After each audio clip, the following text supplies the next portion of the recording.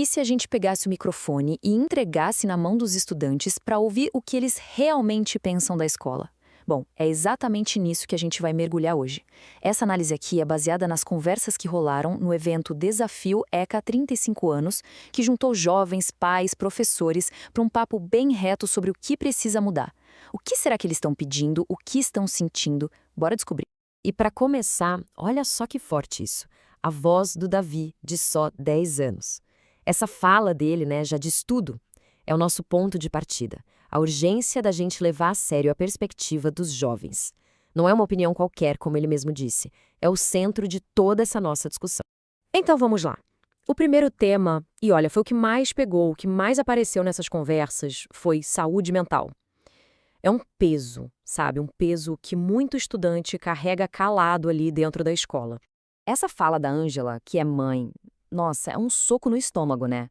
Pega bem no ponto do problema, a dor dos jovens sendo chamada de frescura, sendo diminuída, invalidada, justo por quem deveria estar ali para ajudar. Isso, claro, cria uma barreira gigante. E aí a gente se pergunta, né? A pergunta que ficou no ar durante o debate foi essa. Como pode um lugar que deveria ser de acolhimento, como a escola, virar um espaço onde os alunos sentem que precisam esconder o que estão sentindo? Olha, e as respostas vieram dos próprios alunos, e elas mostram muita coisa.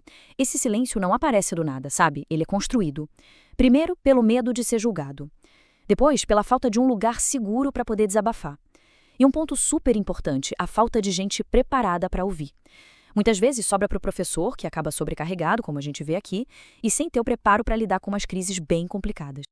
Então, com esse cenário todo, o pedido foi um só. Foi claro, foi unânime.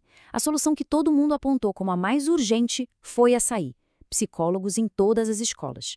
E não é um luxo, não. É uma necessidade básica para ter um ambiente de aprendizado que seja, de fato, saudável. E essa história de precisar de apoio emocional, ela está super conectada com o nosso segundo grande tema, que é a frustração de não ter voz. Não é só sobre ser ouvido nos problemas, entende? É sobre participar de verdade das decisões que afetam a vida deles ali na escola, todo dia. O Pedro resumiu bem essa frustração. Imagina só, você tem uma ideia, propor algo para melhorar as coisas, e a sua sugestão ser simplesmente ignorada, guardada numa gaveta. A sensação é de impotência, né? De que a sua opinião não vale nada. Isso desanima qualquer um a querer participar. Então, o X da questão é justamente esse contraste. De um lado, a galera querendo participar, querendo criar soluções junto, fortalecer os grêmios. E do outro, a realidade, que muitas vezes é uma cultura mais autoritária que simplesmente ignora o que eles pensam. A mudança que precisa acontecer aqui não é só de regra, é de cultura mesmo. E essa sensação de não ter valor, de não ser ouvido, nos leva direto para o terceiro ponto, que é a busca por segurança. E aqui a gente não está falando só de segurança física, não. A conversa foi muito além. Falou de bullying, de inclusão e dos perigos do mundo digital, que hoje em dia fazem parte da vida na escola, não tem como separar. Olha, esse relato do Pedro é pesado, é devastador. Ele mostra, na prática, o tamanho do estrago que uma falha de segurança pode causar. É uma quebra de confiança que não só machuca, mas que chega a expulsar a vítima da escola. É disso que a gente está falando. Então, o que faz uma escola ser um lugar inseguro? É quando o bullying vira brincadeira de criança, sabe? Quando alunos com alguma deficiência não têm o apoio que precisam, quando o racismo e outros preconceitos são ignorados, e quando o mundo digital invade tudo sem ninguém para mediar. A falta de ter um adulto de confiança, aquele porto seguro, deixa todo mundo vulnerável. Mas o legal é que, no meio de tanto problema, as soluções também apareceram e vieram dos próprios estudantes.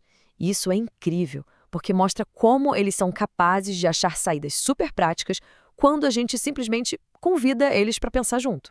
Dá uma olhada nessa ideia da Giovana, a tal da caixinha.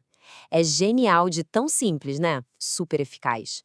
A ideia não é proibir o celular, mas usar com inteligência. Consegue equilibrar a hora de focar na aula e a hora de usar a tecnologia para aprender. É o tipo de solução que só podia vir de quem está ali, vivendo aquilo todo santo dia. Ok, depois de ouvir tudo isso, relatos tão fortes, a pergunta que fica é: e aí? O que a gente faz com isso?